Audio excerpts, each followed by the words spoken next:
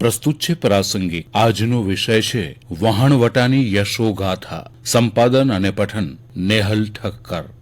આજે 5મી એપ્રિલે રાષ્ટ્રીય વહાણવટા દિનની ઉજવણી થાય છે. ભારતનું વહાણવટું પ્રાચીન સમયમાં એટલું બધું સમૃદ્ધ હતું કે ગ્રીસ જેવો સમૃદ્ધ દેશ પણ ભારતની ઈર્ષા કરતો હતો. ગુલામકાળના ભારતમાં અત્યંત મુશ્કેલ સંજોગોમાં 1919માં ભારતીય વહાણવટાને ફરીથી સજીવન કરવામાં આવ્યું હતું. એ દિવસ હતો 1919ની 5મી એપ્રિલનો, જ્યારે સિંધિયા સ્ટીમ નેવિગેશનનું SS લોયલ્ટી નામનું જહાજ મુંબઈથી બ્રિટન જવા રવાના થયું હતું. ગમે તેમ પણ ભારતીય વહાણવટાનો ખરો વિકાસ દેશના સ્વાતંત્ર્ય પછી જ થયો હતો. આપણું દેશી વહાણવટું સૈકાઓ સુધી કચ્છના અર્થકારણ, સંસ્કાર અને સંસ્કૃતિની કરોડરજ્જુ સમાન બની રહ્યું હતું. માંડવી બંદર 1581માં બંધાયું તે પહેલા દરિયો અત્યારના રાયણ સુધી વિસ્તરેલો હતો. માંડવીના કોટિયા વહાણો રાતો સમુદ્ર, ઈરાની અખાત, આફ્રિકાના બંદરો મેડાગાસ્કર, સિસેલ્સ, માલદીવ, સિલોન અને કાલિકટથી માંડવી બંદરે આવતા હતા.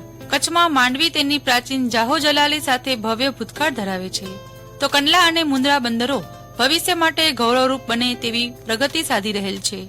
રાષ્ટ્રીય વહાણવટા દિન નિમિત્તે ભારતના વહાણવટાના ઉત્કર્ષ માટે ભાવના વ્યક્ત કરવામાં આવે છે. બ્રિટિશ અમલ દરમિયાન જળમાર્ગો પર ભારતીય જહાજો ચલાવી શકાય તે માટે જે વીરતાભરી લડત ચલાવવામાં આવી અને જે બલિદાનો આપવામાં આવ્યા તેની ગૌરવગાથા ભારતીય જહાજી વ્યવહારના એક સુકાની શ્રીમતી સુમતીબેન મોરારજીનું કચ્છ માટે મોટું યોગદાન છે. આમ તો દુનિયાની તમામ સંસ્કૃતિઓનો વિકાસ નદીઓના તટપ્રદેશો અને મુખપ્રદેશો પર થવા પામેલ છે. ગ્રીસ, મેસીપોટેનિયા તથા સિંધુ સંસ્કૃતિ આના જ્વલંત ઉદાહરણો છે. આપણા કચ્છ સૌરાષ્ટ્ર ખાંચા ખૂંચીવાળા દરિયા કિનારે બંદરોનો વિકાસ યુગોથી થયેલ છે. આ ઉપરાંત કચ્છનો અખાત અને ખંભાતનો અખાત સુરક્ષિત વહાણવટા માટે કુદરત તરફથી મળેલ અજોડ ભેટ છે. આ કારણોથી યુગોથી વહાણવટું અને વિદેશ વેપાર માટેની ઉમદા તકનો લાભ આપણને મળી રહેલ છે. આપણા સાહસિક નાવિકો તથા વ્યાપારિક સૂઝબૂઝવાળા વેપારીઓ સેંકડો વર્ષોથી વિદેશ વેપાર સાથે સંકળાયેલા છે. પરંપરાગત સઢવાળા વહાણોથી આજના મશીનવાળા મહાકાય કાર્ગો વેસલના યુગમાં કચ્છ સૌરાષ્ટ્રના સાહસિક વેપારીઓનો ડંકો વાગે છે. સૌરાષ્ટ્રના પોરબંદર, મિયાણીના મૂળ ભાટિયા વેપારીઓ યુગોથી વહાણવટા દ્વારા વિદેશ વેપાર સાથે સંકળાયેલ હતા. તેમના જ વંશ જે મુંબઈમાં વસ્યા તે પૈકી શ્રી નરોત્તમ મોરારજીએ ધી સિંધિયા સ્ટીમ નેવિગેશન કંપનીની સ્થાપના કરી હતી અને ઈસવીસન 1919ના એપ્રિલની 5મી તારીખે ભારતમાંથી માલ ભરી પ્રથમ મહાકાય સ્ટીમર કાર્ગો શિપ SS લોયલ્ટીને મુંબઈથી લંડન માટે રવાના કર્યું. આ પ્રસંગના માનમાં ભારત સરકાર દ્વારા દર વર્ષે 5મી એપ્રિલને રાષ્ટ્રીય વહાણવટા દિવસ તરીકે ઉજવવામાં આવે છે. એક ગુજરાતી તરીકે આપણા માટે ગૌરવની વાત છે કે આ સાહસિક વેપારી કચ્છ સૌરાષ્ટ્રના સપૂત છે અને વધુમાં ધી સિંધિયા સ્ટીમ નેવિગેશન કંપનીમાં ચેરપર્સન તરીકે એક મહિલા શ્રીમતી સુમતીબેન મોરારજીએ ઘણા વર્ષો સુધી કુશળ વહીવટ કરી ભારતીય વહાણવટા ઉદ્યોગને એક ઉત્કૃષ્ટ કક્ષાએ લઈ જઈ ગૌરવ અપાવ્યું છે. માંડવી જહાજ બાંધકામ માટે જૂના વખતથી દુનિયામાં પ્રખ્યાત છે.